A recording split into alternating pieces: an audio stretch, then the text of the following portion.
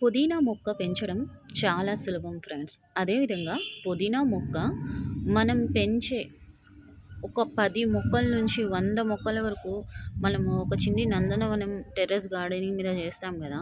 So, వాటికి ఈ పుదీనా మొక్క చాలా చాలా మంచిగా బెనిఫిట్.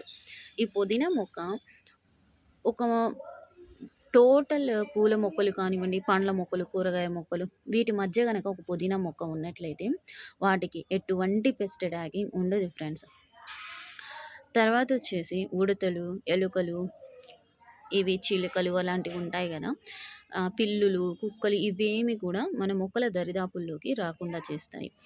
ముఖ్యంగా పందికొక్కులు ఇవన్నీ మొక్కల్ని నాశనం చేస్తా ఉంటాయి గదా! సో, వాటికి ఈ స్మెల్ అనేది పడదు. కాబట్టి మన చిన్ని నందనవనంలో పుదీనా మొక్క అనేది చాలా చాలా మంచి బెనిఫిట్. అదేవిధంగా మన హ్యూమన్స్‌కి సంబంధించి కుకింగ్ ప్రాసెస్‌కి చాలా మంచిగా ఉపయోగపడడం జరుగుతది. సో, దీన్ని నేను కాడలతో పెంచాను. చూసారా? ఎంత మంచిగా, ఎంత బుషీగా వచ్చేసిందో. కాడలు నేను నాటేటప్పుడు, అదేవిధంగా ఆ కాడలు ఏ విధంగా గ్రోత్ అయ్యాయి, వాటికి సంబంధించి టోటల్ షార్ట్ వీడియోస్ మన ఛానల్‌లో అందుబాటులో ఉన్నాయి.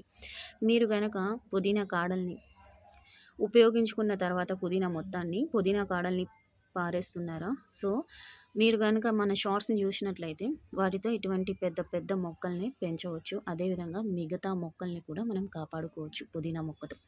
సరేనా? సో, ఇవాళ పుదీనా మొక్కని నేను కొంచెం హార్వెస్ట్ చేస్తున్నాను హలీం ప్రిపేర్ చేయడానికి ఫ్రెండ్స్. సో, స్మెల్ అద్దిరిపోతుంది. పుదీనా మొక్కని ఇలా కొంచెం బుషీగా వచ్చేసిన తర్వాత మనం ఎప్పటికప్పుడు హార్వెస్ట్ చేసుకుంటా, అంటే అనవసరంగా హార్వెస్ట్ కాదు, అవసరమైనప్పుడు హార్వెస్ట్ చేసేసుకుంటా ఉంటే ఇంకా ఇంకా ఇంకా మంచిగా పెరగడానికి ఆస్కారం ఉంటుంది. ఎక్కువ గ్రీనరీ కదా ఇది. సో, గ్రీనరీ కోసం నైట్రోజన్ కంపల్సరీ. రైస్ కడిగిన వాటర్ అందించేసేయండి. దీనికి మట్టి భాగం వచ్చేసి పొడి పొడిగా ఉండే విధంగా మట్టి భాగంలో నాటండి. ఈ కాడల్ని కానివ్వండి, ఒక చిన్న వేరు భాగం ఉన్న కాడని కానివ్వండి. సరేనా? ఇందులో కంపోస్ట్ ఎక్కువగా యాడ్ చేయండి. దీనివల్ల మొక్క ఆటోమేటిక్‌గా హెల్తీగా గ్రోత్ అవుతది. నైట్రోజన్‌కి రైస్ కడిగిన వాటర్, చిరుధాన్యాలు, పప్పు ధాన్యాలు కడిగిన వాటర్ చాలా చాలా మంచిది. అవి అందించండి. చూసారా ఎంత మంచిగా ఉందో? అలాగే ఇంకొక కుండీలో కూడా ఉంది. సో, ఇది కూడా నేను కొమ్మలతో నాటాను. అదేనండి పుదీనా కాడలతో.